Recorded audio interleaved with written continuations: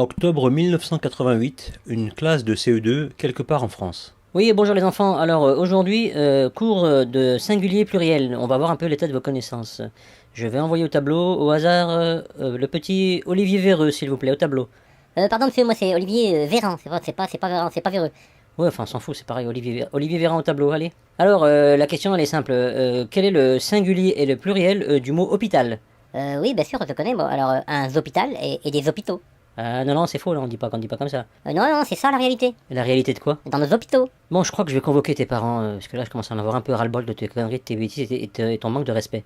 Pourquoi faire, monsieur? Pour t'emmener aux hôpitaux, voir si t'es pas un peu bercé trop près du mur. Oh, ça risque pas, on les a tous détruits. Les murs? Non, non, non, les hôpitaux, y en a plus. Y a plus d'hôpital. D'hôpital, je sais pas, mais des hôpitaux, non, c'est fini. Il reste toile ou que dalle, nada, nothing. Dis-moi, mon petit Olivier, est-ce que tu es débile profond? Ah bah non, je crois pas, non, pourquoi? Alors, est-ce que tu es stupide? Non plus, non, non, encore que mon père il dit que vous l'êtes. Que je suis stupide? Oui, et que vous êtes aussi payé à rien foutre aussi, et à gueuler tout le temps, et que vous êtes des gauchistes, hein, dans l'éducation nationale, hein, il dit toujours ça, mon père. Et il a une grande gueule, ton père, apparemment. Oh, cette famille, vous savez. Oui, je vois ça, ouais. Donc tu es parfaitement sain de corps et d'esprit. Oui, oui, monsieur, tout à fait, c'est ça. Parfait. Alors pourquoi tu me parles de quelque chose qui n'existe pas? Les hôpitaux ne sont pas détruits. Il y en a un au coin de la rue, là. De quoi est-ce que tu parles, jeune freliquet? Aujourd'hui, oui, les hôpitaux ils sont pas détruits, mais moi je vis dans le futur. Eh bien, figurez-vous que dans le futur, les hôpitaux, c'est de l'histoire ancienne. Tu vis dans le futur? Intéressant. Bon, et qu'est-ce que tu peux nous dire du futur, puisque tu as l'air bien informé sur le sujet? Oh, plein de choses. Par exemple, la liberté, elle a déposé le bilan. La fraternité, on s'est torsé avec depuis les premiers attentats pseudo-islamistes. Et quant à l'égalité, on a réussi à lui faire faire un deal 90-10 en notre faveur. 90 pour nous et 10 pour le peuple. On vit vraiment des moments magiques, vous savez. Quand tu dis nous, de qui est-ce que tu parles? Oh, bah des dirigeants de la France, pardon, ça s'appelle plus la France d'ailleurs, mais la France. Moi je suis ministre de liaison sans veste, de la carotte sans vaseline, et du parjure poussé dans ses derniers retranchements, toute honte bu évidemment, avec un pass sanitaire car pris entière à faire. De quoi on parle? Je comprends rien du tout. De la honte qui est toute bu, sans pass sanitaire ce sera pas possible. Ok, et donc vous avez un pass sanitaire dans le futur, c'est bien ça? Évidemment, hein, moi je me suis fait vacciner devant les caméras alors. Hein. Vacciné? Mais tout le monde ici est vacciné, et alors c'est quoi cette histoire de passe? Oui, mais dans le futur, on a inventé un truc qui peut potentiellement vous rendre malade de manière marginale. Hein. Et pour ne pas éventuellement contracter cette chance sur 1 million d'être malade de manière imperceptible, eh bien on a mis en place une obligation vaccinale. Et pour aller en terrasse d'un café ou manger au restaurant, bah il faut justifier d'être vacciné ou testé négatif. Testé négatif au QE? Bah non, moi je me suis fait vacciner, je vous ai dit testé négatif au Covid. C'est comme ça que ça s'appelle la maladie. Le Covid, tu dis? Et dis-moi, mon cher Olivier, qu'est-ce que tu peux me dire sur mon avenir? Oh vous, c'est pas joli hein, ce qui va vous arriver. C'est-à-dire? Bon, mais je vais vous le dire, mais bon, vous allez finir dans un EHPAD. C'est vos enfants qui vous y mettront, à la mort de votre femme qui surviendra, je vous informe, en août 2003. À l'époque, on avait déjà détruit les hôpitaux, hein. Il fera une chaleur à crever, pas de place suffisante en réanimation, bah tout ça, quoi, ça aide, quoi. Et vos enfants vendront votre maison de famille et paieront 3000 euros par mois pour vous mettre dans une chambre de 12 mètres carrés, à manger des repas dégueulasses industriels et attendront avec impatience votre mort, en espérant qu'il restera encore un peu d'argent de la vente de la maison qu'ils pourront se partager. Des vrais crevards, vos gosses, elle est belle, votre éducation de 68 ans attardée, nihiliste, moiseïste. Surveille ton langage, m'en veux. Tu t'es pris pour qui? Je suis à deux doigts de demander ton internement de force, alors un conseil me chauffe pas trop. Moi j'ai fait interner de force un grand professeur, Fourtillon qui s'appelle. Sans pitié, je lui ai fait mettre en hôpital psychiatrique. Vous avez pas le courage, monsieur le prof, de faire ce que vous voulez faire, hein, vous n'êtes pas courageux du tout. Tiens, puisque tu es dans le futur, est-ce que tu vois les 2 semaines d'exclusion que tu vas te prendre et les 2 tartes dans ta gueule dans 2 secondes? Non, vous ne le ferez pas, et vous savez pourquoi? Parce que je sais que vous avez un crédit qui vous plombe depuis des années, et qu'en ce moment c'est encore plus dur que d'habitude. Mais j'ai une solution pour vous savez, le tirage du loto de demain. Je peux vous le donner si ça vous intéresse.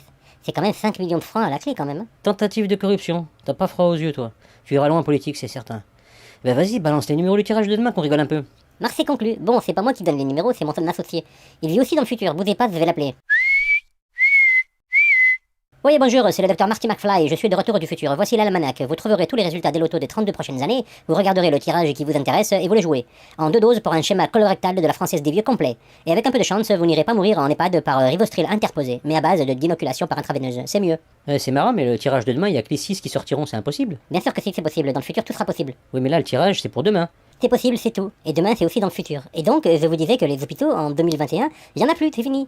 Mais vous pouvez pas le savoir, parce que c'est normal, vous savez pas pourquoi vous savez pas. Peut-être parce que je vis pas dans le futur, non?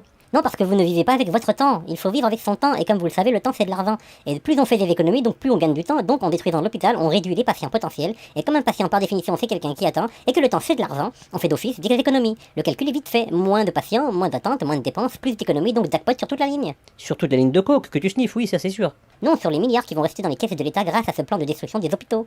D'ailleurs, on n'aura plus besoin d'utiliser le pluriel pour hôpital, il n'en restera qu'un, et ce sera même pas pour soigner les dents, ce sera l'hôpital qui se fout de la charité. Une expression, c'est le seul qu'on tolérera.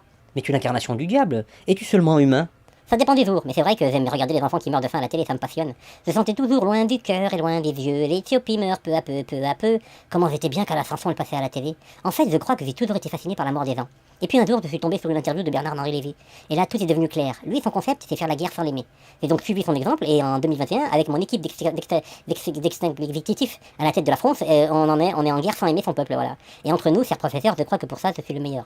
Je suis la combinaison ultime de la crapulerie faite zozoteur, las et pleutre. Je suis un mix entre Lionel Messi et Cristiano Ronaldo, fait politicien. Messi, Ronaldo, on connaît pas. Maradona et Platini, si vous voulez. Et vous êtes fier de ça? Absolument. C'est un rêve qui se réalise. Certains rêvent de devenir footballeur, d'aller sur la lune, ou de nager avec des dauphins. Moi, c'est de pourrir la vie des gens. De connaître la sensation d'avoir un impact négatif sur un maximum de monde, et que ce monde ne peut rien faire d'autre que de subir vos ordres néfastes. Qu'est-ce que c'est bon, j'aime ça. C'est dommage. C'est vraiment dommage. Qu'est-ce qui est dommage? Que vos parents n'aient pas utilisé de préservatif. Vous êtes la meilleure publicité qui puisse exister pour inciter les gens à en porter. Oh, excusez-moi, mais je suis toujours parmi vous dans le présent. Je voulais juste vous dire, puisque vous en parlez, que dans le futur, les préservatifs, ça n'existera plus. Ils seront interdits et remplacés par les relations à distance sexuellement stimulantes et une bande de son de Benjamin Biolay, en mode vegan uniquement. Ce sera la dictature végano-sanitéro à tendance très chauffiste, climato-sceptique. On fera tous pareil qu'avec le Covid, mais pour sauver le climat cette fois-ci. Et pour sauver le climat, Bill Gates, il a dit qu'il faut pas faire des choses en dessous de la ceinture, pour pas faire des bouches à nourrir en plus, qui fera encore plus de pollution. Bill Gates? Vous me parlez de Bill Gates, le tocard à lunettes double foyer peigné comme un manche-boule qui bricole des logiciels informatiques? Mais quel rapport avec le contrôle des naissances? Absolument rien, mais c'est ça qui est génial dans le futur, c'est la porte ouverte à toutes les fils de puterie. Il y aura à boire et à manger, enfin pas pour tout le monde, hein, faut pas déconner quand même. Qu'est-ce que vous faites là? Je peux savoir, vous êtes en train de prier? Et vous êtes devenu croyant maintenant? Aujourd'hui, oui, je prie pour qu'une météorite tombe immédiatement sur nous. Vite. C'est prévu ça, vous savez, mais pas pour tout de suite. Il y a aussi l'invasion extraterrestre qui va illuminer les années à venir. Je vous le dis, on va se fendre la gueule dans le futur, ça promet.